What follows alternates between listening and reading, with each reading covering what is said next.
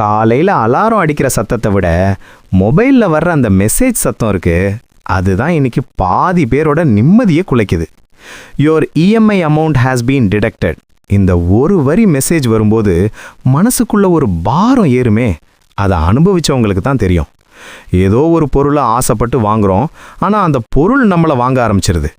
வீதியில் இறங்கி நடந்தா 4 பேர் கௌரவமாக பார்க்கணும்னு நினச்சி வாங்கின காரு இன்னைக்கு ராத்திரி தூக்கத்தை தொலைக்க வைக்குது. இது ஏதோ இன்னைக்கு நேற்று வந்த பிரச்சனை கிடையாது. மனுஷன் எப்போ தன் தேவையை தாண்டி ஆசைப்பட ஆரம்பிச்சானோ அப்பவே அவன் நிம்மதியை அடகு வைக்க தொடங்கிட்டான். பகவத்கீதையில 16வது அத்தியாயத்துல கிருஷ்ணர் ஒரு முக்கியமான விஷயத்த சொல்றாரு. நரகத்துக்கு போக 3 வாசல் இருக்குன்னு சொல்றாரு. த்ரிவிதம் நரகஸ் ஏதம் துவாரம் நாசனமாத்மனஹா காம குரோதஸ் ததா லோபஸ் தஸ்மாதேத த்ரயம் தியஜேத். காமம், குரோதம், அப்புறம் லோபம். இந்த லோபம் இருக்கு பாருங்க, அதுதான் பேராசை.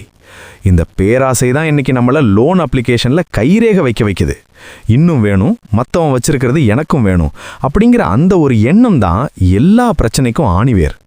கிருஷ்ணர் ஏன் இதை நரகத்துக்கான வாசல்னு சொல்றாருன்னா, கடன் வாங்கினவன் வாழும்போதே நரகத்தை அனுபவிக்கிறான். ஒவ்வொரு மாசமும் அந்த 10ஆம் தேதி நெருங்கும்போது வர்ற நடுக்கம் இருக்கே, அது எந்த ஒரு பெரிய தண்டனைக்கும் குறைஞ்சதில்லை. நம்ம ஊர்ல முன்னாடியெல்லாம் பாய்க்கேத்த மாதிரி காலை நீட்டுன்னு சொல்லுவாங்க. ஆனா இன்னைக்கு பாயே கடனுக்கு வாங்கினதா இருக்கு. கிரெடிட் கார்டுங்கிறது கையில் இருக்கிற காசு கிடையாது, அது உங்க எதிர்காலத்தை நீங்களே வெட்டி எடுத்து சாப்பிட்ற மாதிரி. ஒரு புது ஃபோன் வருது, அதை தூக்கிட்டு திரியறதுல ஒரு கெத்து இருக்குன்னு நினைக்கிறோம். ஆனா அந்த ஃபோனோட விலை உங்க 2 மாச உழைப்புன்னு யோசிக்கிறதே இல்லை. ஆசைங்கிறது ஒரு பசி மாதிரி. ஒரு முறை அதுக்கு தீனி போட்டுட்டீங்கன்னா அது இன்னொன்னு கேட்டுக்கிட்டே இருக்கும். உங்க சம்பளம் ஏற ஏற உங்க கடனும் ஏறுதுன்னா நீங்க முன்னேறல, ஆசைங்கிற ஒரு பெரிய பள்ளத்துல விழுந்துட்டு இருக்கீங்கன்னு அர்த்தம். இந்த உலகத்துல இருக்கிற விளம்பரங்கள் எல்லாம் உங்களை எப்படி ஏமாத்துது தெரியுமா? உங்ககிட்ட காசு இல்லையா, பரவாயில்ல நாங்க தரோம், ஆனா உங்க நிம்மதியை மட்டும் எங்களுக்கு கொடுத்துருங்க. இதுதான் அவங்க சொல்லாம சொல்ற ரகசியம். நாமளும் அந்த வலையில போய் விழுந்துடுறோம். ஒரு மனுஷன் சுதந்திரமா இருக்கணும்னா அவன் யாருக்கும் பதில் சொல்ல வேண்டிய அவசியம் இருக்கக்கூடாது. ஆனா கடன்காரங்கிட்ட பதில் சொல்ல வேண்டிய நிலைமை வரும்போது நம்மளோட சுயமரியாதை அங்க உடைஞ்சு போயிருது. இதிலிருந்து தப்பிக்க கிருஷ்ணன் காட்டுற முதல் வழி உங்க ஆசையை கட்டுப்படுத்துறது இல்ல, ஆசையோட தன்மையை புரிஞ்சுக்கிறது. உங்களுக்கு எது நிஜமான தேவை, எது வெறும் ஆடம்பரம்னு பிரிக்க தெரியாத வரைக்கும் நீங்க அந்த மாய வலையில தான் இருப்பீங்க. மொபைல் ஃபோனில் ஒரு ஆப் ஓப்பன் பண்ணால் உடனே பர்சனல் லோன் அப்ரூவ்டுன்னு மெசேஜ் வருது. அது ஏதோ நமக்காக கிடைச்ச வரம்னு நினச்சி ஏமாந்துடாதீங்க. அது உங்கள் காலில் நீங்களே கட்டிக்கிற சங்கிலி. அந்த சங்கிலியை போட்டுக்கிட்டு நீங்கள் எவ்வளவு தூரம் ஓடினாலும் அது ஒரு கட்டத்தில் உங்களை இழுத்து பிடிக்கும். கிருஷ்ணர் சொல்கிற அந்த லோபம் உங்களை அறியாமலேயே உங்களை ஒரு அடிமையாக மாற்றிடுது. அந்த அடிமைத்தனத்திலிருந்து வெளியே வர்றதுக்கு தான் நாம் இந்த 3 ரகசியங்களை ஆழமாக பார்க்க போகிறோம். இது வெறும் பணம் சம்பந்தப்பட்ட விஷயம் மட்டும் இல்லை, இது உங்கள் ஆத்மா சம்பந்தப்பட்ட விஷயம். நீங்க நிம்மதியா ஒரு வாய் சோறு சாப்பிடணும்னா உங்க தட்டுல இருக்கிறது உங்க உழைப்புல வந்ததா இருக்கணும், இன்னொருத்தரோட கடன்ல வந்ததா இருக்கக்கூடாது. அடுத்ததா இந்த ஆசையிலிருந்து எப்படி விடுபட்டு நம்ம மனசை ஒரு நிலைப்படுத்துறதுங்கிறத பத்தி இன்னும் ஆழமா பார்ப்போம். நம்ம ஊர்ல ஒரு பழக்கம் உண்டு. பக்கத்து வீட்டுக்காரன் ஒரு புது ஃப்ரிட்ஜ் வாங்கிட்டா உடனே நம்ம வீட்டில் இருக்கிற பழைய ஃப்ரிட்ஜ் மேலே ஒரு வெறுப்பு வந்துடும். அது நல்லா தான் ஓடிக்கிட்டு இருக்கோம், ஆனால் அவன் வீட்டில் இருக்கிற மாதிரி டபுள் டோர் இல்லையேங்கிற வருத்தம் மனசை அரிக்கும். இங்கே தான் நம்மளோட வீழ்ச்சி ஆரம்பிக்குது. கௌரவங்கிறது நீங்கள் வச்சிருக்கிற பொருளில் இல்லை, நீங்கள் எப்படி வாழ்கிறீங்கிறதுல தான் இருக்குது. ஆனால் இன்னைக்கு சமூகம் எப்படின்னா, நீங்கள் என்ன கார் ஓட்டுறீங்க, என்ன பிராண்டு சட்டை போடுறீங்கன்னு பார்த்து தான் உங்களுக்கு மரியாதை தருது. இந்த தப்பான மரியாதையை தக்க வச்சுக்கத்தான் நாம் நம்மளோட மொத்த வாழ்நாளையும் கடனுக்காக அடகு வைக்கிறோம். கன்சியூமர் மைண்ட் செட் அப்படின்னு சொல்கிறாங்களே, அது ஒரு பெரிய நோய். வாங்கு, இன்னும் வாங்கு, வாங்கிட்டே இருன்னு நம்ம மூளையை செலவு பண்ணிக்கிட்டே இருக்காங்க. ஆனால் கிருஷ்ணர் கீதையில் ஒன்று சொல்கிறாரு, எதுவுமே உன்னோடது இல்லை, நீ எதையும் கொண்டு வரல, எதையும் கொண்டு போக போகிறதும் இல்லை. அப்படி இருக்கும்போது இந்த தற்காலிகமான பொருள்களுக்காக ஏன் இவ்வளவு மல்லு கட்டுற? ஒரு பொருள் உங்ககிட்ட இருக்குன்னா அது உங்களுக்கு பயன்படணும். ஆனால் இன்னைக்கு நாம தான் அந்த பொருளுக்கு பயன்பட்டுக்கிட்டு இருக்கோம். அந்த பொருளோட தவணையை அடைக்க நாம் காலையிலிருந்து ராத்திரி வரைக்கும் மாடா உழைக்கிறோம். அந்த உழைப்புல ஒரு சந்தோஷம் இல்லை, ஒரு பிடிப்பு இல்லை, வெறும் பயம்தான் இருக்கு.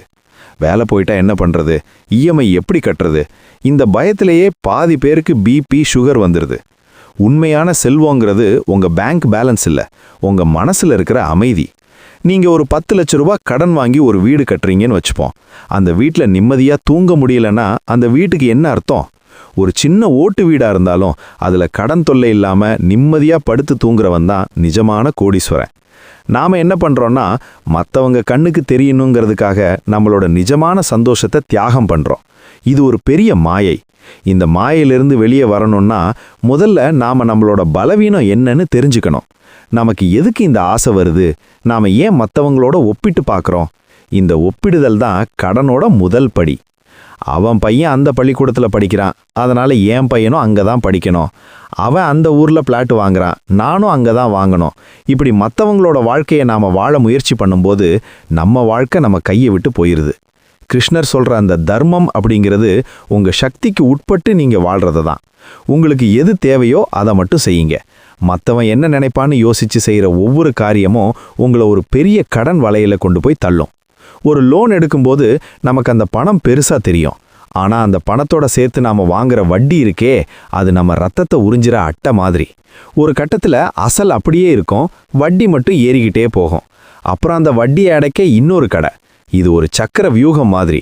உள்ளே போக தெரியும், ஆனால் வெளியே வர தெரியாது. அபிமன்யு மாதிரி போராடி போராடி கடைசியில் சோர்ந்து போய் விழுந்துருவோம். இந்த சக்கர வியூகத்திலிருந்து வெளியே வரணும்னா அந்த தப்பான கௌரவத்தை முதல்ல தூக்கி எறியணும். என்கிட்ட இவ்வளவுதான் இருக்கு, இதில் தான் நான் வாழ்வேன்னு தைரியமாக சொல்ல பழகுங்க. அந்த தைரியம்தான் உங்களை ஒரு சுதந்திரமான மனுஷனாக மாற்றும். இன்னைக்கு இருக்கிற கடன் பிரச்சனைக்கு முக்கிய காரணமே நாம் வருமானத்துக்கு முன்னாடியே செலவு பண்ண ஆரம்பிச்சது தான். சம்பளம் வர்றதுக்கு முன்னாடியே அதை பிரித்து வைக்கிறோம். ஒரு அவசரத்துக்கு கூட கையில் காசு இருக்காது. ஏன்னா எல்லாமே ப்ரீ அப்ரூவ்டுன்னு சொல்லிக்கிட்டு நம்மளை சுற்றி வளைச்சிட்டாங்க. இதிலிருந்து மீண்டு வர்றதுக்கு ஒரு தெளிவான பார்வை வேணும். அந்த பார்வை எப்போ வரும்னா நீங்கள் யாருக்காக வாழ்கிறீங்கன்னு உங்களுக்கு தெரியும் போது தான் வரும். உங்கள் குடும்பத்துக்காக வாழ்கிறீங்களா, இல்லை உங்களை சுற்றி இருக்கிற இந்த சமூகம் உங்களை புகழணுங்கிறதுக்காக வாழ்கிறீங்களா? சமூகம் இன்னைக்கு புகழும், நாளைக்கு உங்களை மதிக்காது. ஆனால் உங்கள் குடும்பம் உங்கள் நிம்மதியை தான் எதிர்பார்க்குது. வாழ்க்கைங்கிறது ஒரு ஓட்டம் கிடையாது, அது ஒரு பயணம். அந்த பயணத்தில் பாரத்தை ஏற்றிக்கிட்டே போனால் உங்களால் ரசித்து நடக்க முடியாது.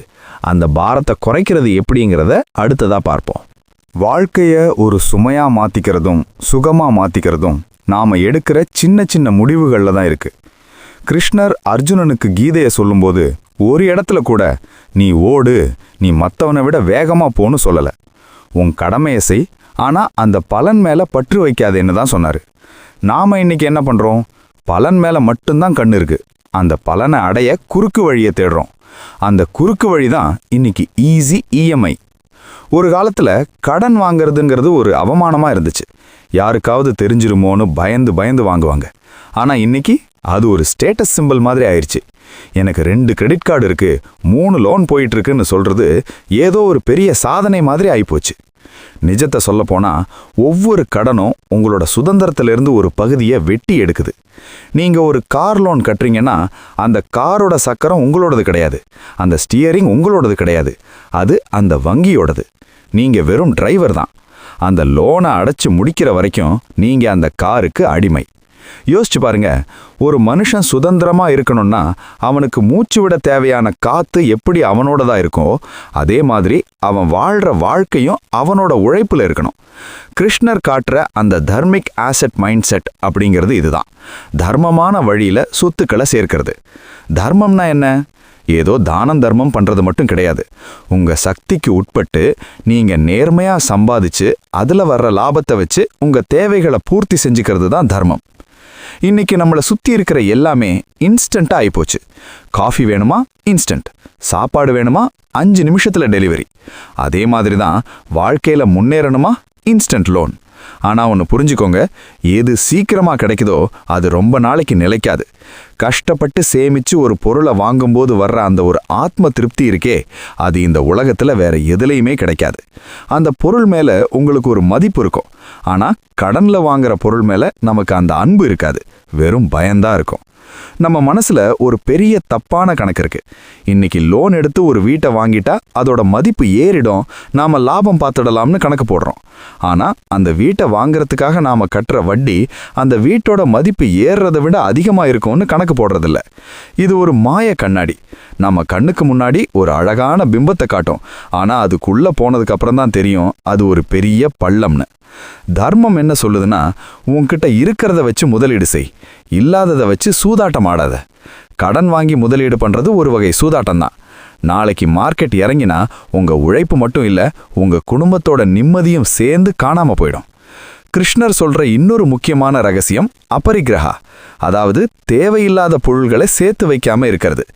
நம்ம பீரோவை திறந்து பாருங்க, பாதி துணிகள் நாம ஒரு வருஷமா போடாததா இருக்கும். நம்ம வீட்டை சுத்தி பாருங்க, எதுக்கு வாங்கணும்னே தெரியாத பல பொருட்கள் மூலையில கிடக்கும். இது எல்லாமே நம்ம ஆசையோட எச்சங்கள். இந்த ஒவ்வொரு பொருளையும் வாங்கும்போது நாம ஒரு தொகையை செலவு பண்ணியிருக்கோம்.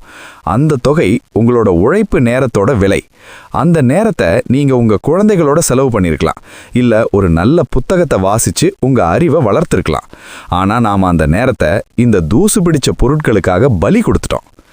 கடனில்லா வாழ்க்கைங்கிறது வெறும் பொருளாதார பிரச்சனை கிடையாது, அது ஒரு மனநிலை. உங்க மனசை நீங்க எப்ப கட்டுப்படுத்த ஆரம்பிக்கிறீங்களோ அப்பவே நீங்க கடன்ல இருந்து விடுதலை ஆகிட்டீங்கன்னு அர்த்தம். எனக்கு இது போதும், இப்போதைக்கு இது வேண்டாம் அந்த தள்ளுபடி விளம்பரத்தை பார்த்து உங்களால சொல்ல முடிஞ்சா நீங்க தான் உண்மையான வீரன். பகவத்கீதையில அர்ஜுனன் எப்படி தன்னோட வில்லையும் அம்பையும் எடுத்து போராடினானோ, அதே மாதிரி நாம நம்மளோட பலவீனமான ஆசைகளுக்கு எதிராக ஒரு போராட்டத்தை ஆரம்பிக்கணும். அந்த போராட்டத்தில் ஜெயிக்கிறதுக்கு ஆயுதம் என்ன தெரியுமா? அதுதான் தெளிவு. உங்க வருமானம் எவ்வளவு, உங்க செலவு எவ்வளவு, அதுல உங்களுக்கு மிஞ்சுறது எவ்வளவுங்கிற தெளிவான கணக்கு உங்ககிட்ட இருக்கணும். கிரெடிட் ஸ்கோர் பத்தி இன்னைக்கு பெரிய பேச்சா இருக்கு. உங்க ஸ்கோர் அதிகமா இருந்தா நீங்க நல்லவராம், பேங்க் உங்களுக்கு வாரி வழங்கும்னு சொல்றாங்க. ஆனா நிஜமான கிரெடிட் ஸ்கோர் என்ன தெரியுமா? உங்க மனசாட்சி உங்க மேல வச்சிருக்கிற மதிப்பு தான். மத்தவன் முன்னாடி கௌரவமா வாழணும்னு நினைக்கிறத விட உங்க கண்ணாடியை பார்க்கும்போது உங்களுக்குள்ள ஒரு தலை நிமிர்வு இருக்கணும். நான் யாருக்கும் ஒரு பைசா பாக்கி இல்லை, என் உழைப்புல தான் நான் வாழறேங்கிற அந்த கர்வம் இருக்கே, அது 1000 கோடியை விட பெருசு. அந்த நிலையை அடையணும்னா நாம இந்த நுகர்வு கலாச்சாரம்ங்கிற வலையை அறுத்துட்டு வெளியே வரணும். இந்த தெளிவு கிடைச்சதுக்கு அப்புறம் நாம பண்ண வேண்டியது ஒரு திட்டமிடல். அது எப்படி ஒரு பெரிய லோன் கன்சாலிடேஷன் மாதிரி இல்லாம ஆத்ம ரீதியா நம்மளை எப்படி விடுவிக்குங்கிறத அடுத்ததா பார்ப்போம். திட்டமிடல் அப்படின்னு சொன்னாலே எல்லாரும் ஒரு பேப்பரையும் பேனாவையும் எடுத்துக்கிட்டு வரவு எவ்வளோ செலவு எவ்வளோன்னு கணக்கு போட உட்காருவாங்க. ஆனால் கிருஷ்ணர் காட்டுற வழிமுறை வெறும் கணக்கு சார்ந்தது கிடையாது, அது கர்ம வினை சார்ந்தது. ஆன்மீக ரீதியாக பார்த்தா கடன் அப்படிங்கிறது ஒரு கர்ம பாக்கி. நாம் மற்றவங்க கிட்டேருந்து எதையோ ஒன்று வாங்குகிறோம், ஆனால் அதை திருப்பி கொடுக்காம இழுத்தடிக்கிறோன்னா அந்த பணம் மட்டும் அங்கே நிற்கல, அந்த மனுஷனோட சாபமும் வருத்தமும் சேர்ந்து நம்ம மேலே ஏறுது. இதனால தான் கடன் வாங்கின வீட்டில் நிம்மதி இருக்காது, அடிக்கடி சண்டை வரும், நோய் நொடிகள் வரும். நாம் நினைக்கிறோம் வட்டி கட்டிட்டா எல்லாம் முடிஞ்சிருச்சுன்னு. ஆனால் அந்த பணத்தை வட்டிக்கு தர்றவன் மனசுக்குள்ள இவன் சீக்கிரம் காசை கொடுத்தா நல்லா இருக்குமேன்னு ஒரு பதற்றத்தோடு இருக்கான் பாருங்க. அந்த பதற்றம் ஒரு எதிர்மறை ஆற்றலா, நெகட்டிவ் எனர்ஜியா நம்ம வாழ்க்கையை பாதிக்கும். இன்னைக்கு இருக்கிற இந்த லோன் கன்சாலிடேஷன் அப்படிங்கிற வார்த்தையை தான் நாம் ஆன்மீக ரீதியாக பார்க்கணும். பல இடத்துல சிதறி கிடக்கிற கடனை ஒன்றா சேர்த்து ஒரு இடத்துல அடைக்கிறதுன்னு பேங்க்ல சொல்லுவாங்க. ஆனால் கிருஷ்ணரோட தத்துவப்படி உங்கள் மனசு சிதறி கிடக்கிறத முதல்ல ஒன்றா சேர்க்கணும். நான் ஏன் இவ்வளோ கடன் வாங்கினேன் அப்படிங்கிற உண்மையை உங்கள் மனசாட்சி முன்னாடி ஒப்புக்கொள்ளணும். இதுதான் முதல் படி. நாம் பல நேரங்களில் கடன் வாங்கிறதுக்கு ஒரு நியாயம் சொல்லுவோம். வீட்டில் விசேஷம் அதான் வாங்கினேன், குழந்தை படிப்பு அதான் வாங்கினேன்னு. ஆனால் அந்த விசேஷத்துக்கு ஏன் அவ்வளோ ஆடம்பரம் பண்ணீங்கன்னு கேட்டால் பதில் இருக்காது. கிருஷ்ணர் சொல்கிறாரு பற்றற்ற நிலை அப்படின்னு. இந்த இஎம்ஐ வாழ்க்கையில் நாம் எப்படி பற்றற்ற நிலையில் இருக்கிறது? அது ரொம்ப சிம்பிள். நீங்கள் எப்போ ஒரு பொருளை வாங்குறதுக்கு முன்னாடி இந்த பொருள் இல்லாமல் என்னால் அடுத்த ஒரு வருஷம் வாழ முடியுமான்னு ஒரு நிமிஷம் யோசிச்சு பார்க்குறீங்களோ அப்போவே நீங்கள் கர்ம வினைக்குள்ளே சிக்காமல் தப்பிச்சிடுறீங்க. கடன் வாங்குறதுங்கிறது உங்கள் எதிர்காலத்தோட ரத்தத்தை இப்போவே உறிஞ்சி குடிக்கிறதுக்கு சமம். உங்கள் வயசான காலத்தில் நீங்கள் நிம்மதியாக உட்காந்து கிருஷ்ணநாமத்தை சொல்லணும்னு நினைப்பீங்க. ஆனால் அப்போ உங்கள் கையில் பணம் இருக்காது. ஏன்னா நீங்கள் 30 வயசில் அனுபவித்த ஆடம்பரத்துக்கு 60 வயசில் வட்டி கட்டிக்கிட்டு இருப்பீங்க. இது எவ்வளோ பெரிய முட்டாள்தனம்! உங்களோட கடனை ஒரு பட்டியலாக எழுதுங்க. இது வெறும் எண்கள் கிடையாது, இது உங்களோட அடிமைத்தனத்தோட பட்டியல். இதிலிருந்து வெளியே வரணும்னா ஒரு யாகம் பண்ணணும். அது என்ன யாகம் தெரியுமா? சிக்கன யாகம். உங்கள் வாழ்க்கையில் இருக்கிற தேவையில்லாத செலவுகளை அந்த தீயில போட்டு பொசுக்கணும். வாரம் ஹோட்டலில் சாப்பிட்றது, அவசியமே இல்லாமல் ஆன்லைனில் ஆர்டர் பண்ணுறது, கௌரவத்துக்காக பண்ணுற செலவுகள், இது எல்லாத்தையும் தியாகம் பண்ணணும். தியாகம் இல்லாமல் ஆன்மீகமும் கிடையாது, விடுதலையும் கிடையாது. நீங்கள் ஒரு கடனை அடைக்கும்போது இதோ என்னோட ஒரு பாரம் குறையுது, நான் ஒரு அடிமை விலங்க உடைக்கிறேங்கிற உணர்வோடு செய்யணும். இன்னொரு முக்கியமான விஷயம், நாம் கடன் வாங்கிறதுக்கு நம்மளோட அகங்காரம் தான் காரணம். பக்கத்து வீட்டுக்காரன் கார் வாங்கிட்டான், நாமளும் வாங்கலன்னா மதிக்க மாட்டாங்கங்கிற அந்த அகங்காரம் இருக்கே, அதுதான் கிருஷ்ணர் கீதையில் அழிக்க சொன்ன முதல் எதிரி. அந்த அகங்காரத்தை கொன்னுட்டா உங்களுக்கு கடன் வாங்க வேண்டிய அவசியமே வராது. நான் எப்படி இருந்தா உங்களுக்கு என்ன அப்படின்னு கேட்குற அந்த தைரியம் ஒரு மனுஷனுக்கு வந்துட்டா அவன் தான் உலகத்திலேயே பெரிய சுதந்திர போராட்ட வீரன். அவன் யாருக்கும் பயப்பட வேண்டியதில்லை, எந்த பேங்க் மேனேஜரையும் பார்த்து நடுங்க வேண்டியதில்லை. நம்ம ஊர்ல முன்னாடியெல்லாம் ஒரு பழக்கம் இருந்துச்சு. ஏதாவது ஒரு நல்ல காரியம் நடக்கணும்னா முதல்ல குலதெய்வத்துக்கிட்ட வேண்டிக்கிட்டு கையில் இருக்கிற காசை சேமிச்சு வச்சு தான் செய்வாங்க. ஆனா இன்னைக்கு கடவுள்கிட்ட கூட நம்ம லோன் அப்ரூவல் ஆகணும் தான் வேண்டிக்கிறோம். இது எவ்வளோ பெரிய ஆன்மீக வீழ்ச்சி! உங்க உழைப்புல வர்ற பணத்துல நீங்க ஒருவேளை கஞ்சி குடிச்சாலும் அந்த கஞ்சில இருக்கிற ருசி கடனை வாங்கி பண்ற விருந்துல கண்டிப்பா இருக்காது. கிருஷ்ணர் குசேலரோட அவலை ஏன் விரும்பி சாப்பிட்டாரு? ஏன்னா அதுல அன்பும் நேர்மையும் இருந்துச்சு. அங்க ஆடம்பரம் இல்லை, ஆனா ஆத்ம திருப்தி இருந்துச்சு. நாமளும் நம்ம வாழ்க்கைய ஒரு குசேலரை போல எளிமையா வச்சுக்கிட்டா அந்த கிருஷ்ணரோட அருள் தானா வந்து சேரும். கடனை அடைக்கிறதுக்கு ஒரு மன உறுதி வேணும். இனிமே நான் கடன் வாங்க மாட்டேன் அப்படிங்கிற அந்த சத்தியம் உங்க மனசுக்குள்ள ஆழமா பதியணும். ஒரு கடன் முடியும் போது வர்ற அந்த நிம்மதியை அனுபவிச்சு பாருங்க. அது ஒரு தியானம் செஞ்சதுக்கு அப்புறம் கிடைக்கிற அமைதிக்கு சமமானது. உங்களோட கிரெடிட் கார்டை எடுத்து துண்டு துண்டா வெட்டும்போது ஒரு சந்தோஷம் வரும் பாருங்க, அதுதான் உண்மையான மோட்சம். நீங்க எந்த அளவுக்கு பொருட்களோட பிடியிலிருந்து வெளியே வர்றீங்களோ அந்த அளவுக்கு நீங்க இறைவனுக்கு நெருக்கமா போறீங்கன்னு அர்த்தம். பொருள் மேல இருக்கிற ஆசை தான் உங்களை மண்ணுல கட்டி போடுது.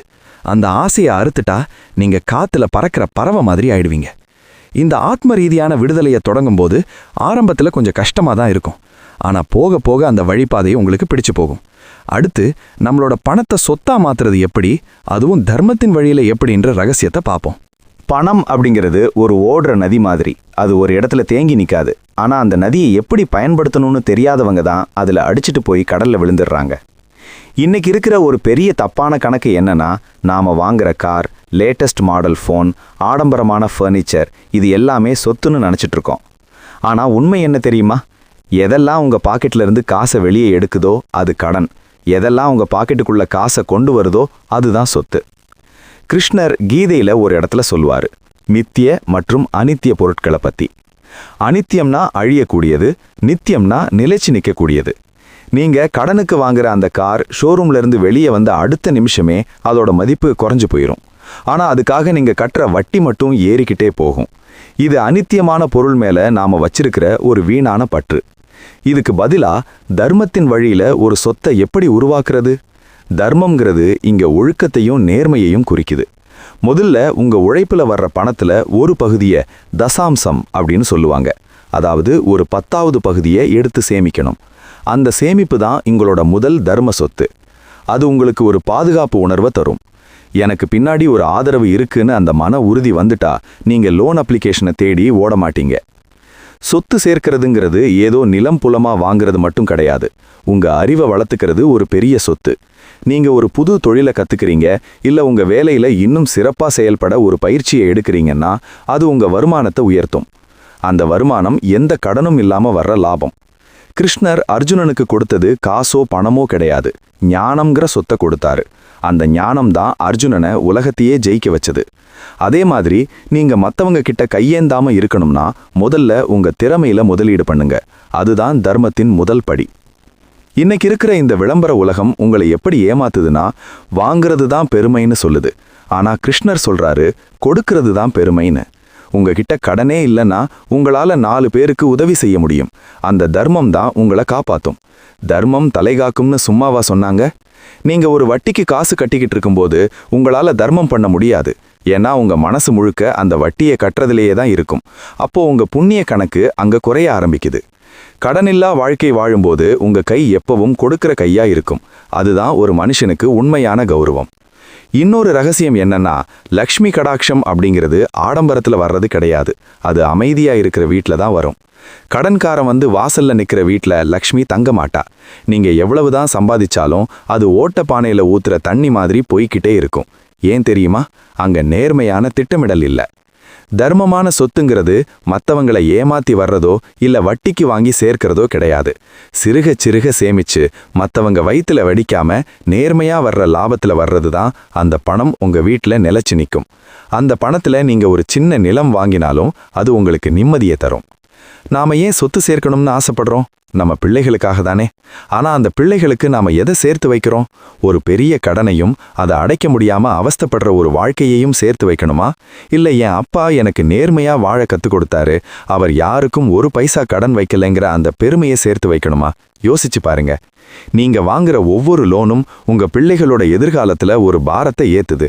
அந்த பாரத்தை குறைக்கணும்னா இன்னைக்கே உங்க நுகர்வு கலாச்சாரத்தை மாத்திக்கணும். வாங்குறது தான் வாழ்க்கைன்னு சொல்லாம கடன் வாங்கி வாழறது வாழ்க்கை இல்ல, அது ஒரு மாயைன்னு உங்க பிள்ளைகளுக்கு நீங்க தான் முன்னுதாரணமா இருக்கணும்.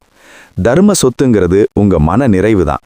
ஒரு மனுஷன் ஒரு நாளைக்கு எவ்வளவு சம்பாதிக்கிறாங்கிறது முக்கியமில்ல, அவன் எவ்வளவு அமைதியா தூங்குறாங்கிறது தான் முக்கியம். அந்த தூக்கம் தான் உங்களுக்கு கிடைக்கிற ஆகச்சிறந்த சொத்து. அது வேணும்னா உங்க தேவைகளை சுருக்கிக்கணும். இப்போ இது அவசியமா அப்படிங்கிற கேள்வியை ஒவ்வொரு முறை காசை செலவு பண்ணும்போதும் கேளுங்க. அந்த ஒரு நொடி யோசனை உங்களை ஒரு பெரிய கடன்ல இருந்து காப்பாத்தும். கிருஷ்ணர் எப்படி தேர நிதானமா ஓட்டி அர்ஜுனனை வெற்றி பாதைக்கு கொண்டு போனாரோ அதே மாதிரி உங்க புத்திய ஒரு தேரோட்டியா வச்சு உங்க ஆசைகளை அடக்கி தர்மத்தின் வழியில பணத்தை நிர்வகிச்சிங்கன்னா நீங்க தான் இந்த காலத்து அர்ஜுனன்.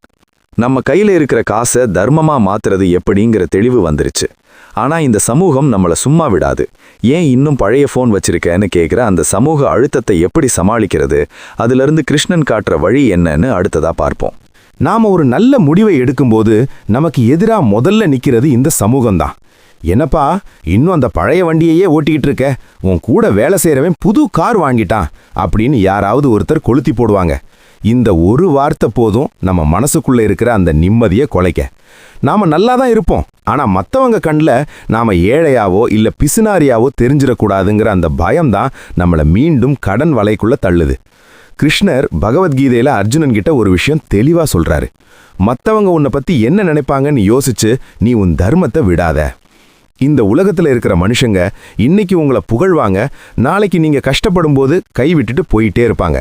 நீங்க கடனை வாங்கி ஒரு பெரிய விசேஷம் செஞ்சா வந்து சாப்பிட்டுட்டு போறவங்க சாப்பாடு நல்லா இல்லையேன்னு சொல்லிட்டு போவாங்களே தவிர அந்த சாப்பாட்டுக்காக நீங்க வாங்கின கடனை அவங்க அடைக்க வரப்போறதில்ல. இதுதான் யதார்த்தம். இந்த யதார்த்தத்தை புரிஞ்சுக்கிட்டவன் தான் உண்மையான ஞானி.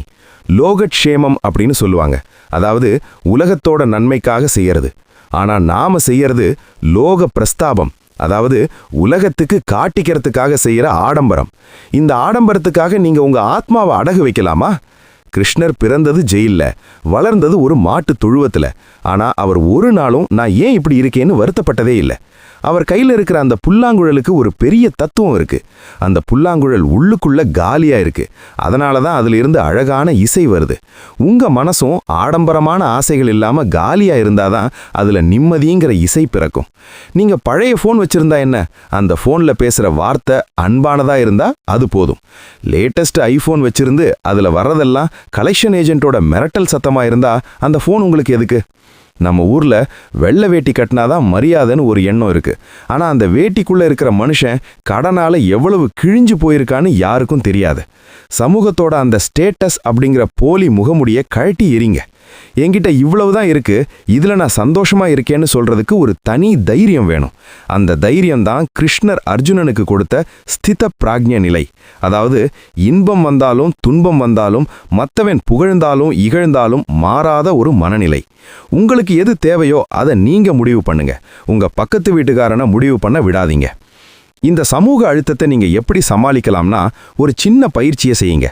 அடுத்த முறை யாராவது உங்களை ஒரு பொருளை வாங்க சொல்லி தூண்டும் போது மனசுக்குள்ள இதை நான் வாங்கலைன்னா என்ன உயிர் போயிருமான்னு கேளுங்க. கண்டிப்பா போகாது. அந்த பொருளை வாங்காம நீங்க சேமிக்கிற அந்த பணம் நாளைக்கு ஒரு அவசரத்துக்கு உங்க குடும்பத்துக்கு கை கொடுக்கும்போது அன்னைக்கு உங்களை இகழ்ந்தவங்க யாரும் உங்க கூட இருக்க மாட்டாங்க. அப்போ உங்களுக்கு துணை நிற்கிறது உங்களுடைய அந்த சிறு சேமிப்பு தான். கிருஷ்ணர் திரௌபதிக்கு சேலை கொடுத்த மாதிரி உங்க சேமிப்பு தான் உங்க மானத்தை காப்பாத்தும். கடனில்லா வாழ்க்கைங்கிறது ஒரு ரகசியமான ஆயுதம். உங்களுக்கு கடன் இல்லைன்னா நீங்க யாருக்கும் பயப்பட வேண்டியதில்லை. உங்க மேலதிகாரி தப்பா பேசினா கூட வேலை போனா போகுது, எனக்கு இஎம்ஐ இல்லைங்கிற தைரியத்துல நீங்க உண்மையை பேச முடியும். ஆனா கடன் இருக்கிறவன் தப்ப தட்டி கேட்க முடியாம குனிஞ்சு போவான். அங்க அவனோட சுயமரியாதை செத்து போகுது. அந்த சுயமரியாதையை மீட்கணும்னா நீங்க சமூக அழுத்தத்துக்கு பலியாக கூடாது. நீங்க ஒரு சாதாரணமான வாழ்க்கையை தேர்ந்தெடுக்கும் போது ஆரம்பத்துல எல்லாரும் கிண்டல் பண்ணுவாங்க. ஆனா 5 வருஷம் கழிச்சு நீங்க நிம்மதியா இருக்கும்போது அதே ஆளுங்க வந்து எப்படிப்பா இவ்வளவு தெளிவா இருக்கேன்னு உங்ககிட்ட கேட்பாங்க. கிருஷ்ணர் காட்டுற வழி என்னன்னா, உனக்குள்ள நீ திருப்தியாயிரு. வெளியில இருக்கிற பொருட்கள் உங்களுக்கு தற்காலிக சந்தோஷத்தை தான் தரும், ஆனா உள்ளுக்குள்ள இருக்கிற அந்த தெளிவு உங்களுக்கு நிரந்தரமான நிம்மதியை தரும்.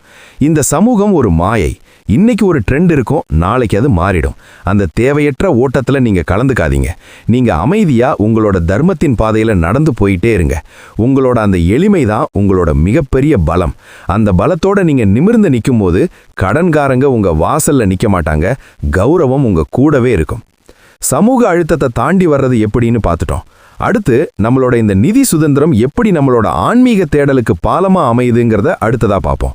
நிதி சுதந்திரம் அப்படின்னு சொன்ன உடனே ஏதோ பேங்க்ல கோடி கோடியா பணம் வச்சிருக்கிறதுன்னு நினைக்காதீங்க. நிஜமான நிதி சுதந்திரம்ங்கிறது இனிமே நான் பணத்துக்காக என் நிம்மதியை விற்க மாட்டேன்னு நீங்க எடுக்கிற அந்த வைராகியம்தான். ஒரு மனுஷனுக்கு ஆன்மீக தேடல் வரணும்னா அவனோட அடிப்படை தேவைகளில் ஒரு நிம்மதி இருக்கணும். கடன்காரன் வாசல்ல நின்று கத்திக்கிட்டு இருக்கும்போது உங்களால கண்ணை மூடி உட்கார்ந்து ஓம் நமோ நாராயணாயான்னு சொல்ல முடியுமா? கண்டிப்பா முடியாது. உங்க வாய் மந்திரத்தை சொன்னாலும் உங்க அடிமனசு அந்த வட்டிக்கு என்ன பண்றதுன்னு தான் கணக்கு போட்டுக்கிட்டு இருக்கோம். அதனால தான் கிருஷ்ணர் சொல்றாரு, ஒரு யோகிக்கு முதல்ல தேவையானது யுக்தாஹார விஹாரஸ்ய, அதாவது அளவான சாப்பாடு, அளவான தூக்கம், முறையான வாழ்க்கை முறை. பணம்ங்கிறது ஒரு கருவிதான். அந்த கருவி நம்ம கட்டுப்படுத்தக்கூடாது, நாம தான் அந்த கருவியை கட்டுப்படுத்தணும். இன்னைக்கு பல பேர் பணத்துக்கு அடிமையாகி அதுக்கப்புறம் அந்த பணத்தை கொண்டு வர்ற கடனுக்கு அடிமையாகி கடைசியில் தங்களோட சுயத்தையே தொலைச்சிடுறாங்க. ஆனால் நீங்கள் எப்போ கடன் இல்லாத ஒரு வாழ்க்கையை வாழ ஆரம்பிக்கிறீங்களோ அப்போ உங்கள் மனசில் ஒரு பெரிய பாரம் இறங்கும். அந்த பாரம் இறங்கின இடத்துல தான் இறைவன் வந்து உட்காருவார். ஒரு காலியான பாத்திரத்தில் தான் பால் ஊற்ற முடியும். கடன், வட்டி, இஎம்ஐன்னு கவலையால் நிரம்பி வழிகிற மனசில் எப்படி பக்தி வரும்? நிதி சுதந்திரம்ங்கிறது உங்க ஆன்மீக பயணத்துக்கான முதல் படி. பகவத்கீதையில கிருஷ்ணர் ஒரு அழகான உவமை சொல்வார். கடல்ல எவ்வளவு நதிகள் வந்து கலந்தாலும் கடல் எப்படி கலங்காம நிதானமா இருக்கோ அதே மாதிரி ஆசைகள் வந்து மோதினாலும் கலங்காம இருக்கிறவன் தான் உண்மையான ஞானி. இன்னைக்கு நம்மளை சுத்தி வர்ற விளம்பரங்கள் எல்லாம் நம்ம மனசுல ஒரு அலையை உருவாக்குது. இந்த காரை வாங்கினா நீ சந்தோஷமா இருப்ப, இந்த ஃபோன் இருந்தா உனக்கு ஒரு அந்தஸ்து கிடைக்கும்னு நம்மளை ஏமாத்துறாங்க. ஆனா நிதி சுதந்திரம் அடைஞ்ச ஒருத்தர் அந்த அலையில சிக்க மாட்டாரு. அவருக்கு தெரியும், சந்தோஷம்ங்கிறது வெளியில இருக்கிற பொருள்ல இல்ல, அது உள்ளுக்குள்ள இருக்கிற திருப்தியில தான் இருக்குன்னு. உங்களுக்கு கடன் இல்லைன்னா நீங்க ஒரு நாளைக்கு 2 மணி நேரம் அமைதியா உட்கார்ந்து யோசிக்க முடியும். நான் யாரு? நான் எதுக்காக இங்க வந்திருக்கேன்? என் வாழ்க்கையோட நோக்கம் என்ன? இந்த கேள்விகள் எல்லாம் அப்பதான் உங்க மனசுல எட்டி பார்க்கும். ஆனா கடன்ல மூழ்கி இருக்கிறவனுக்கு அடுத்த மாசம் எப்படி ஓட்ட போறோங்கிற கவலை தான் இருக்கும். அவன் ஆத்மாவை பத்தி யோசிக்க நேரமே இருக்காது. இதுதான் மாயையோட சூழ்ச்சி. உங்களை எப்பவும் ஒரு எலிப்பந்தயத்துல ஓட வச்சுக்கிட்டே இருந்தா நீங்க உண்மையை நோக்கி திரும்ப மாட்டீங்கன்னு அந்த மாயைக்கு தெரியும். அந்த சங்கிலியை உடைக்கிறது தான் கிருஷ்ணன் காட்டுற வழி. நம்ம வாழ்க்கையில வர்ற ஒவ்வொரு கஷ்டமும் ஒரு பாடம்தான். கடன்ல சிக்கிறது கூட ஒரு வகையில நல்லதுதான். ஏன்னா அது உங்களுக்கு ஒரு பெரிய ஞானத்தை கொடுக்கும். ஆசைப்பட்டா அனுபவிக்கணும்னு நினைச்சது தப்புன்னு அது புரிய வைக்கும். ஆனா அந்த பாடத்தை கத்துக்கிட்டு திருந்துறவன் தான் புத்திசாலி.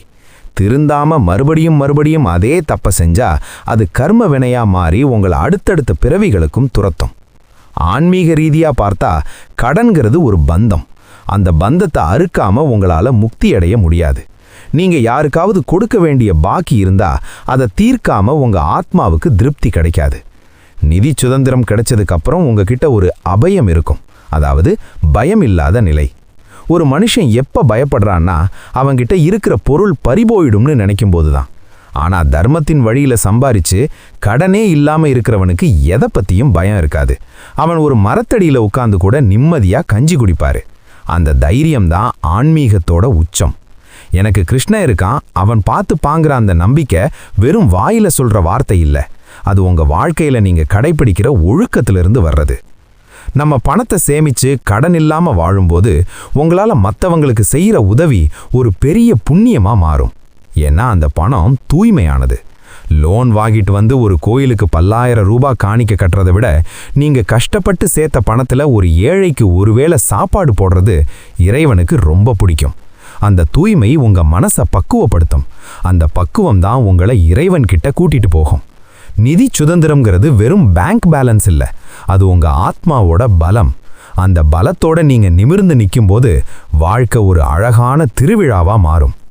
இந்த ஆத்ம பலம் கிடைச்சதுக்கு அப்புறம் நாம நம்ம வாழ்க்கையை எப்படி ஒரு தலை நயத்தோடவும் நேர்த்தியாவும் கொண்டு போகணுங்கிறத அடுத்ததா பார்ப்போம். ஆத்ம பலங்கிறது ஏதோ மலை மேல ஏறி உட்கார்ந்து தியானம் பண்றது மட்டும் கிடையாது. நாம வாழ்ற இந்த சாதாரண வாழ்க்கைய எவ்வளவு நேர்த்தியா எவ்வளவு ஒழுக்கமா வாழ்றோங்கிறதுல தான் இருக்கு. கிருஷ்ணர் கீதையில ஒரு முக்கியமான வார்த்தைய சொல்வாரு, யோக கர்மசு கௌஷலம். அதாவது செய்யற வேலைய நேர்த்தியா ஒரு கலையா செய்யறது தான் யோகம். அப்போ உங்க குடும்பத்தை நடத்துறது, உங்க பணத்தை நிர்வகிக்கிறது, இது எல்லாமே ஒரு யோகம்தான். கடன் இல்லாம வாழ்றது ஒரு கலை. அந்த பணத்தை எப்படி செலவு பண்றோம், எப்படி சேமிக்கிறோங்கிறதுல ஒரு நேர்த்தி இருக்கணும். அதுல ஒரு ஒழுக்கம் இருந்தாதான் உங்க வாழ்க்கை ஒரு அழகான ஓவியம் மாதிரி இருக்கும். இல்லனா அது வெறும் கிறுக்கலா போயிடும். நம்ம ஊர்ல பல பேரோட வாழ்க்கை எப்படி இருக்குன்னா, சம்பளம் வந்த 5 நாள்ல எல்லாமே காலியாகிறது. அப்புறம் அடுத்த 25 நாள் தவிப்பு தான். இதுல என்ன நேர்த்தி இருக்கு? இது ஒரு சிதறிப்போன வாழ்க்கை. கிருஷ்ணர் அர்ஜுனனுக்கு சொல்லிக் கொடுத்தது ஒரு போர்க்களத்துல எப்படி நிதானமா இருக்கணுங்கிறது தான். உங்க நிதி கணக்கும் ஒரு போர்க்களம் தான். ஒரு பக்கம் ஆசைகள் வந்து தாக்கும், இன்னொரு பக்கம் அவசியமான தேவைகள் இருக்கும். இதுக்கு இடையில நீங்க நிதானமா உங்க புத்திய சரியான தேரோட்டியா வச்சு வழி நடத்தணும். இந்த மாசம் எனக்கு இவ்வளவுதான் வரும், இதுல நான் இவ்வளவுதான் செலவு பண்ணுவேங்கிற அந்த வைராகியம் இருக்கே, அதுதான் உண்மையான நேர்த்தி. ஒரு மனுஷன் எப்போ நிம்மதியா இருப்பான்? அவன்கிட்ட இருக்கிற பொருள் அவனுக்கு போதுமானதா இருக்கும்போதுதான். போதுமென்ற மனமே பொன் செய்யும் மருந்துன்னு சும்மாவா சொன்னாங்க? உங்க கையில இருக்கிற 10 ரூபாயை வச்சு ஒரு சந்தோஷத்தை உருவாக்க தெரியாதவரால 10 கோடியை வச்சுக்கிட்டும் சந்தோஷமா இருக்க முடியாது.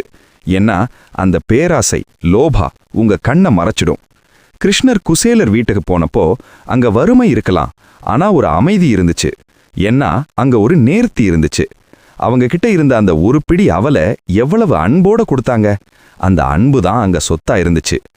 நாமளும் நம்ம வாழ்க்கையில அன்பையும் அமைதியையும் சொத்தா மாத்தணும்னா முதல்ல இந்த ஓயாத கடன் தொல்லையிலிருந்து விடுபடணும். நேர்த்திங்கிறது உங்க பட்ஜெட்டை நீங்க எப்படி பாக்குறீங்கிறதுல இருக்கு. பட்ஜெட் போடுறதுங்கிறது உங்களை நீங்களே கட்டுப்படுத்துறது கிடையாது, அது உங்களை நீங்களே விடுவிச்சுக்கிறது. நான் இனிமே இந்த தேவையற்ற செலவுகளுக்கு அடிமை கிடையாதுன்னு நீங்க சொல்ற அந்த ஒரு வார்த்தை தான் உங்க சுதந்திரம். ஒரு மாசத்தோட கடைசியில உங்க கையில ஒரு சின்ன தொகை மிஞ்சுதுன்னு வச்சுக்கோங்க. அந்த தொகையை எடுத்து பார்க்கும்போது வர்ற ஒரு மன நிறைவு இருக்கே, அது எந்த ஒரு ஆடம்பர பொருளை வாங்கும்போதும் வராது. ஏன்னா அது உங்க உழைப்போட மிச்சம், உங்க நேர்த்தியோட அடையாளம். அந்த பணம் தான் உங்க விசுவாசம்.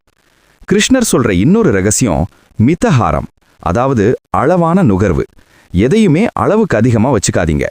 உங்க வீட்டில் இருக்கிற பொருட்களை பாருங்க, அதுல எதெல்லாம் உங்களுக்கு உண்மையாவே தேவை, எதெல்லாம் மற்றவங்களுக்காக வாங்கினது. மற்றவங்களுக்காக நீங்க சேர்த்த ஒவ்வொரு பொருளும் உங்களை ஒரு கடன்காரனா மாத்தி வச்சிருக்கு. அந்த நேர்த்திய உங்க வீட்ல இருந்து ஆரம்பிங்க. தேவையில்லாததை அள்ளி வீசுங்க. உங்க வீடு எவ்வளவு எளிமையா எவ்வளவு சுத்தமா இருக்கோ அவ்வளவு வேகமா உங்க மனசுல தெளிவு பிறக்கும். அந்த தெளிவுதான் உங்களை சரியான முதலீடுகளை நோக்கி இட்டு செல்லும். இன்னைக்கு இருக்கிற இஎம்ஐ கல்ச்சர் நம்மளோட நேர்த்திய குலைச்சிருச்சு. எதுவுமே உடனே வேணும்னு துடிக்கிறோம். ஒரு செடி வளரணும்னா அதுக்கு ஒரு கால அவகாசம் வேணும். நீங்க இன்னைக்கே விதைய போட்டுட்டு நாளைக்கே பழம் வேணும்னு கேட்டா அதுக்கு நீங்க நிறைய ரசாயனம் போடணும். அந்த பழம் விஷமா தான் இருக்கும். அதே மாதிரி தான் கடனை வாங்கி நீங்க சீக்கிரம் அடையிற வசதிகள் எல்லாமே ஒரு விஷம்தான். அது உங்க ரத்த அழுத்தத்தை ஏத்தும், உங்க தூக்கத்தை கெடுக்கும். அதுக்கு பதிலா நிதானமா சேமிச்சு ஒரு பொருளை வாங்கும்போது அந்த பழம் ருசியா இருக்கும், அங்க ஒரு நேர்த்தி இருக்கும். வாழ்க்கைங்கிறது ஒரு இசை மாதிரி. அந்த இசையில ஒரு தாளம் இருக்கணும். உங்க வருமானம், உங்க செலவு, உங்க சேமிப்பு, இது மூணும் ஒரு தாளத்துல இருந்தாதான் வாழ்க்கை இனிமையா இருக்கும். இல்லைன்னா அது வெறும் சத்தமா தான் இருக்கும். அந்த தாளத்தை உருவாக்குறது உங்க கையில தான் இருக்கு. கிருஷ்ணர் தன் கையில புல்லாங்குழலை வச்சிருக்காருன்னா அதுக்கு அர்த்தம் அவர் வாழ்க்கைய ஒரு இசையா ரசிக்கிறாருன்னு அர்த்தம். நீங்களும் உங்க வாழ்க்கைய ஒரு வாகமா மாத்தணும்னா இந்த கடன்கிற அபசுரத்தை முதல்ல நீக்கணும். கடன் இல்லாம நீங்க போடுற ஒவ்வொரு அடியும் ஒரு நடனம் மாதிரி இருக்கும். அந்த நடனத்துல ஒரு தெய்வீகம் இருக்கும். வாழ்க்கையை ஒரு கலையா மாத்துறது எப்படின்னு புரிஞ்சுக்கிட்டோம். அடுத்து நம்மளோட இந்த நிதி ஒழுக்கம் எப்படி நம்மளோட அடுத்த தலைமுறைக்கு ஒரு பெரிய வரமா அமைய போகுதுங்கிறத அடுத்ததா பார்ப்போம். நாம இன்னைக்கு எடுக்கிற ஒவ்வொரு முடிவும், நாம போடுற ஒவ்வொரு கையெழுத்தும் நம்மளோட வாழ்க்கையை மட்டும் பாதிக்கல, நமக்கு பின்னாடி வர்ற நம்ம பிள்ளைகளோட எதிர்காலத்தையும் சேர்த்து தான் தீர்மானிக்குது. கிருஷ்ணர் மகாபாரத போர்ல அர்ஜுனனுக்கு சொன்னது வெறும் ஒரு தனி மனுஷனுக்கான அறிவுரை கிடையாது. அது வர்றப்போற பல தலைமுறைகளுக்கான தர்மம். நாம நம்ம பிள்ளைகளுக்கு எதை சேர்த்து வைக்க போறோம்? ஒரு 4 கிரவுண்டு நிலமும் 3 அடுக்கு மாடி வீடும் மட்டும் சொத்து கிடையாது. அந்த நிலத்து மேல எவ்வளவு கடன் இருக்கு, அந்த வீட்டை வாங்க நீங்க எவ்வளவு வட்டி கட்டிக்கிட்டு இருக்கீங்கிறது தான் முக்கியம். நீங்க விட்டுட்டு போற சொத்து அவங்களுக்கு ஒரு நிம்மதியை கொடுக்கணுமே தவிர, ஐயோ அப்பா வாங்கின கடனை எப்படி அடைக்கிறதுங்கிற கண்ணீரை தரக்கூடாது. நம்ம ஊர்ல இன்னைக்கு பல குடும்பங்கள்ல ஒரு பெரிய சாபம் ஓடிக்கிட்டு இருக்கு. அப்பா வாங்கின கடனை மகன் அடைப்பான், மகன் வாங்கின கடனை அவனோட பேரன் அடைப்பான். இது ஒரு தொடர்கதை மாதிரி ஆகிப்போச்சு. இந்த சங்கிலியை யாராவது ஒருத்தர் தான் உடைக்கணும். அந்த யாரோ ஒருத்தர் நீங்களா ஏன் இருக்கக்கூடாது? நிதி ஒழுக்கம், ஃபைனான்ஷியல் டிசிப்ளின் அப்படிங்கிறது ஒரு மிகப்பெரிய கல்வி. ஆனா துரதிருஷ்டவசமா எந்த பள்ளிக்கூடத்திலையும் இதை கற்றுக் கொடுக்கறதில்ல. அப்பாவோட கைப்பிடிச்சு நடக்கிற அந்த பிள்ளை அப்பா எப்படி பணத்தை கையாள்றாருங்கிறத பார்த்து தான் வளருது. நீங்க ஒவ்வொரு மாசமும் கடன்காரனுக்கு பயந்து ஒழிஞ்சு வாழ்ந்தீங்கன்னா உங்க பிள்ளையோட மனசுல பணம்னாலே ஒரு பயம், ஒரு டென்ஷன்கிற எண்ணம் ஆழமா பதிஞ்சிரும். கிருஷ்ணர் சொல்றாரு, யத் யதா சரதி சிரேஷ்டஸ் தத்ததேவ இதரோ ஜனக. அதாவது ஒரு சமூகத்துல இருக்கிற பெரியவங்க எதை செய்யறாங்களோ அதைத்தான் மற்றவங்களும் பின்பற்றுவாங்க. நீங்க உங்க வீட்ல ஒரு தலைவரா, ஒரு அப்பாவா, ஒரு அம்மாவா எப்படி வாழ்றீங்கிறது தான் உங்க பிள்ளைகளுக்கான பாடம். கடனே இல்லாம கௌரவமா வாழ்றது தான் நிஜமான வெற்றின்னு நீங்க வாழ்ந்து காட்டினா உங்க பிள்ளைங்க நாளைக்கு ஒரு கிரெடிட் கார்டு ஆஃபர் வரும்போது அதை துச்சமா நினைச்சு தள்ளி வைப்பாங்க. அவங்களுக்கு நீங்க கொடுக்கிற ஆகச்சிறந்த சொத்து கடனில்லா மனநிலை, ஃபைனான்ஷியல் ஃப்ரீடம். இது ஒரு பெரிய வரம். இந்த வரம் அவங்கள உலகத்துல எந்த சூழ்நிலையிலையும் தலை நிமிர்ந்து நிக்க வைக்கும். இன்னைக்கு இருக்கிற இந்த நுகர்வு மோகம் நம்ம பிள்ளைகளை ஒரு அடிமைத்தனத்துக்குள்ள தள்ளுது. ஸ்கூலுக்கு போற பையன் கூட என் நண்பன் வச்சிருக்கிற மாதிரி விலை உயர்ந்த ஷூ வேணும், ஃபோன் வேணும்னு கேட்குறான். அங்கேயே அவனோட ஆசை தூண்டப்படுது. அங்கேயே அவன் கடன் வாங்கிறதுக்கான விதை தூவப்படுது. அங்கதான் கிருஷ்ணன் காட்டுற அந்த தர்மம் தேவைப்படுது. பிள்ளைகளுக்கு பொருள்களை வாங்கி கொடுக்கறதுக்கு முன்னாடி உழைப்போட மதிப்பை கத்துக் கொடுங்க. பணம்ங்கிறது ஒரு மரத்துல காய்க்கிறதில்ல, அது உழைப்பிலையும் நேர்மையிலையும் விளையிறதுன்னு புரிய வைங்க. நீங்க கடன் இல்லாம நிம்மதியா இருக்கும்போது தான் உங்களால உங்க பிள்ளைகளோட நிதானமா உட்கார்ந்து இத பத்தி பேச முடியும். நிதி ஒழுக்கம்ங்கிறது வெறும் சேமிப்பு மட்டும் இல்ல, அது ஒரு தார்மிக் அசெட். நீங்க நேர்மையா சேர்த்து வைக்கிற ஒவ்வொரு ரூபாய்க்குள்ளேயும் ஒரு தெய்வீக சக்தி இருக்கும். அந்த பணம் உங்க பிள்ளைகளோட படிப்புக்கோ கல்யாணத்துக்கோ பயன்படும் போது அதுல ஒரு நிறைவு இருக்கும். லோன் வாங்கிட்டு வந்து பண்ற ஆடம்பர கல்யாணத்துல வர்ற கூட்டத்தை விட உங்க சொந்த உழைப்புல நீங்க செய்யற எளிமையான காரியத்துல வர்ற ஆசீர்வாதம் ரொம்ப பெருசு. கிருஷ்ணர் எப்படி பாண்டவர்களுக்கு ஒரு ராஜ்யத்தை மீட்டு கொடுத்தாரோ அதே மாதிரி நீங்க உங்க பிள்ளைகளுக்கு ஒரு சுதந்திரமான வாழ்க்கையை மீட்டு கொடுக்கணும். அந்த சுதந்திரம் அவங்களை எதற்கும் யாருக்கும் அடிபணிய வைக்காது. ஒரு தலைமுறை தப்பு பண்ணா அது அடுத்த 3 தலைமுறைக்கு அந்த பாதிப்பை தரும்னு சொல்லுவாங்க. நீங்க இன்னைக்கு எடுக்கிற ஒரு சின்ன லோன் அதோட வட்டி குட்டி போட்டு வளர்ந்து உங்க பிள்ளைகளோட கனவுகளை முடக்கிடலாம். யோசிச்சு பாருங்க, உங்க மகன் ஒரு ஓவியராகவோ இல்ல ஒரு இசைக்கலைஞனாகவோ வரணும்னு ஆசைப்படலாம். ஆனா உங்க கடனை அடைக்கணுமேங்கிற கட்டாயத்துல அவனுக்கு பிடிக்காத ஒரு வேலையில போய் அவன் காலத்தை கழிக்க வேண்டியிருக்கும். அப்போ அவனோட ஆத்மா அங்க செத்து போகுது. அந்த பாவத்துக்கு நீங்க காரணமா இருக்கலாமா? ஒரு அப்பாவா அம்மாவா நீங்க செய்ய வேண்டிய முதல் தர்மம் உங்க பிள்ளைகளோட சிறகுகளை கடன்கிற கத்திரிக்கோளால வெட்டாம இருக்கிறது தான். கடனில்லா வாழ்க்கை வாழும்போது உங்க வீட்ல ஒரு பாசிட்டிவ் எனர்ஜி இருக்கும். அந்த சூழ்நிலையில வளர்ற பிள்ளைகள் தெளிவான சிந்தனையோட இருப்பாங்க. அவங்களுக்கு பணத்து மேல ஒரு பற்று இருக்காது. அதே சமயம் பணத்தோட மதிப்பும் தெரியும். இதுதான் கிருஷ்ணர் அர்ஜுனனுக்கு கத்துக் கொடுத்த அந்த சமநிலை. அளவுக்கு அதிகமான ஆசையும் இருக்கக்கூடாது, அதே சமயம் கடமையும் தவறக்கூடாது. இந்த வாழ்க்கை பாடத்தை நீங்க உங்க பிள்ளைகளுக்கு ஒரு சொத்தா விட்டுட்டு போகணும். நீங்க போனதுக்கு அப்புறமும் அவங்க சொல்லணும், எங்க அப்பா யாருக்கும் ஒரு பைசா பாக்கி வைக்கல, எங்களை ஒரு சுதந்திர பறவையா வளர்த்தாருன்னு.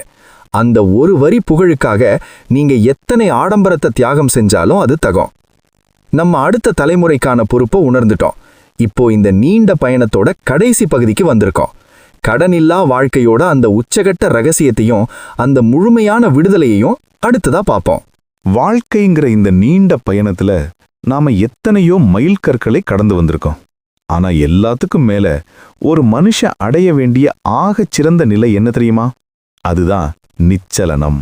அதாவது எதற்கும் கலங்காத ஒரு தெளிவு. இவ்வளவு தூரம் நாம பேசின அந்த 3 ரகசியங்களும், தர்மமும் நிதி ஒழுக்கமும் கடைசியில உங்களை ஒரு இடத்துல கொண்டு போய் நிறுத்தும். அதுதான் பூரண விடுதலை. கடன் இல்லாத ஒரு மனுஷன்தான் இந்த உலகத்துல நிஜமான சுதந்திர காற்றை சுவாசிக்கிறான். அவனுக்கு தான் ராத்திரி படுத்த உடனே தூக்கம் வரும். அவனோட கனவுல பேங்க் மேனேஜரோ இல்ல கலெக்ஷன் ஏஜென்ட்டோ வரமாட்டாங்க. அங்க கிருஷ்ணனோட புல்லாங்குழல் இசை தான் கேட்கும். இது ஏதோ கற்பனை கிடையாது, இது ஒரு வாழ்வியல் நிஜம். கிருஷ்ணர் கீதையில ஒரு மிக முக்கியமான ஸ்லோகத்தை சொல்றாரு. சர்வ தர்மான் பரித்யஜ்ய மாமேகம் சரணம் ரஜ அகம் த்வாம் சர்வ பாபேப்யோ மோக்ஷயிஷ்யாமி மா சுச்சஹ. எல்லாத்தையும் என்கிட்ட விட்டுட்டு என்ன மட்டும் சரணடை, நான் உன்னை எல்லா பாவங்கள்லிருந்தும் விடுவிக்கிறேன், நீ வருத்தப்படாத. இதுதான் அந்த உச்சக்கட்ட ரகசியம். இங்க பாவம்ங்கிறது நாம செஞ்ச தப்பான முடிவுகள், நம்மளோட பேராசை, நம்மளோட அறியாமை, இது எல்லாமே தான். நீங்க எப்போ உங்க ஆசைகளை தூக்கி போட்டுட்டு கிருஷ்ணா நீ கொடுத்தது போதும், இதுல நான் திருப்தியா இருக்கேன்னு சொல்றீங்களோ, அப்பவே உங்க கர்ம வினையோட பாரம் குறைய ஆரம்பிச்சிருது. கடன்கிறது ஒரு நரகம்னு நம்ம பார்த்தோம். அந்த நரகத்திலிருந்து வெளியே வரணும்னா முதல்ல உங்க மனசுக்குள்ள ஒரு மாற்றத்தை உருவாக்கணும். அந்த மாற்றம்தான் உங்களை ஒரு புது மனுஷனா மாத்தும். இன்னைக்கு இந்த உலகத்துல எல்லாரும் எதையோ நோக்கி ஓடிக்கிட்டே இருக்காங்க. ஆனா அந்த ஓட்டத்தோட முடிவு எங்க இருக்குன்னு யாருக்கும் தெரியல. ஒரு பெரிய காரை வாங்கினா சந்தோஷம்னு நினைக்கிறோம். அப்புறம் அதை விட பெரிய கார் வரும்போது முதல்ல வாங்கின காரோட சந்தோஷம் காணாம போயிருது. இது ஒரு முடிவில்லாத சுழற்சி. ஆனா கடனில்லா வாழ்க்கை வாழற ஒருத்தருக்கு இந்த மாயை புரியும். அவருக்கு தெரியும், சந்தோஷங்கிறது வெளியில இருக்கிற பொருள்ல இல்ல, அது உள்ளுக்குள்ள இருக்கிற அந்த திருப்தியில தான் இருக்குன்னு. ஒரு சின்ன வீடா இருந்தாலும் அதுல கடன் இல்லாம தன் உழைப்புல வாங்கின கஞ்சியை தன் குடும்பத்தோட உட்கார்ந்து குடிக்கும்போது வர்ற அந்த ஒரு திருப்தி இருக்கே, அது இந்த உலகத்துல வேற எந்த சொகுசு காரிலும் ஏசி ரூமிலும் கிடைக்காது.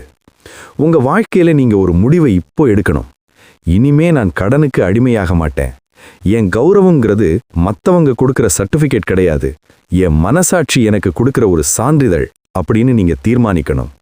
அந்த தீர்மானம்தான் உங்களை ஒரு பலசாலியாக்கும். கிருஷ்ணர் அர்ஜுனனுக்கு கொடுத்தது அந்த மனபலம்தான். அந்த பலம் இருந்தா நீங்க எந்த சவாலையும் எதிர்கொள்ளலாம். உங்களோட கிரெடிட் ஸ்கோர் கம்மியா இருக்கலாம், ஆனா உங்களோட கர்மா ஸ்கோர் அதிகமா இருக்கணும். அதுதான் உங்களை இந்த வாழ்க்கை போராட்டத்துல ஜெயிக்க வைக்கும். நீங்க யாருக்கும் பயப்படாம, யாருக்கும் தலைகுனியாம வாழுற அந்த நிமிஷம்தான் நீங்க உண்மையான மனுஷன். நம்ம ஊர்ல ஆண்டவன் பார்த்துப்பான்னு ஒரு சொல்லுவாங்க. அதுக்கு அர்த்தம், நீங்க எல்லாத்தையும் தப்பு தப்பா செஞ்சுட்டு அவர் மேல பழிய போடுறதில்ல. நீங்க தர்மத்தின் பாதையில நேர்மையா நடக்கும்போது உங்களுக்கு வரவேண்டியது தானா வந்து சேருங்கிற அந்த நம்பிக்கை தான். நீங்க கடன் இல்லாம இருக்கும்போது உங்களால நிம்மதியா தியானம் பண்ண முடியும், மற்றவங்களுக்கு உதவி பண்ண முடியும், உங்க வாழ்க்கையை நீங்க விரும்பின மாதிரி வாழ முடியும். அந்த சுதந்திரம் தான் மோட்சம். மோட்சம்ங்கிறது செத்ததுக்கு அப்புறம் கிடைக்கிற ஒரு இடம் கிடையாது, அது நீங்க வாழும்போதே அடைய வேண்டிய ஒரு மனநிலை. அந்த நிலையை அடைகிறதுக்கு கடன்கிற தடைய முதல்ல தகர்த்தெறியுங்க. இந்த நீண்ட உரையாடலோட முடிவுல நான் உங்களுக்கு சொல்லிக்கிறது ஒண்ணுதான், ஆசைப்படுங்க, ஆனா அந்த ஆசை உங்களை அடிமையாக்காம பார்த்துக்கோங்க. உழைங்க, ஆனா அந்த உழைப்பு மற்றவங்களோட லாபத்துக்காக மட்டும் இல்லாம உங்க நிம்மதிக்காகவும் இருக்கட்டும். நீங்க வாங்குற ஒவ்வொரு பொருளும் உங்க வாழ்க்கையை அழகாக்கணுமே தவிர அது உங்க கழுத்துல சுருக்கா மாறிடக்கூடாது. கிருஷ்ணர் எப்படி தேரத்தை அழகா ஓட்டி அர்ஜுனனை வெற்றி பாதைக்கு கூட்டிட்டு போனாரோ, அதே மாதிரி உங்க புத்தியை கூர்மையா வச்சு உங்க ஆசைகளை கட்டுப்படுத்தி தர்மத்தின் பாதையில உங்க நிதியை கையாளுங்க. அப்போ உங்க வாழ்க்கை ஒரு அழகான காவியமா மாறும். இன்னைக்கே ஒரு நோட்டு புத்தகத்தை எடுங்க, உங்க கடன்களை பட்டியலிடுங்க, அதை எப்படி ஒவ்வொன்னா அடைக்கிறதுன்னு திட்டமிடுங்க. தேவையில்லாத செலவுகளை வெட்டி எறியுங்க. இது உங்களோட 2வது சுதந்திர போராட்டம். இந்த போராட்டத்துல நீங்க ஜெயிக்கும்போது உங்க முகம் ஒரு புது பொலிவோட இருக்கும். அந்த பொலிவு தான் கிருஷ்ணனோட அருள். நீங்க நிம்மதியா தூங்க போற அந்த முதல் ராத்திரி தான் உங்க வாழ்க்கையோட உண்மையான ஆரம்பம். அந்த ஆரம்பத்தை நோக்கி ஒரு அடியாவது எடுத்து வைங்க. அந்த ஒரு அடிதான் உங்களை ஒரு மிகப்பெரிய விடுதலைக்கு கூட்டிட்டு போகும். வாழ்க வளமுடன், வாழ்க தர்மம்.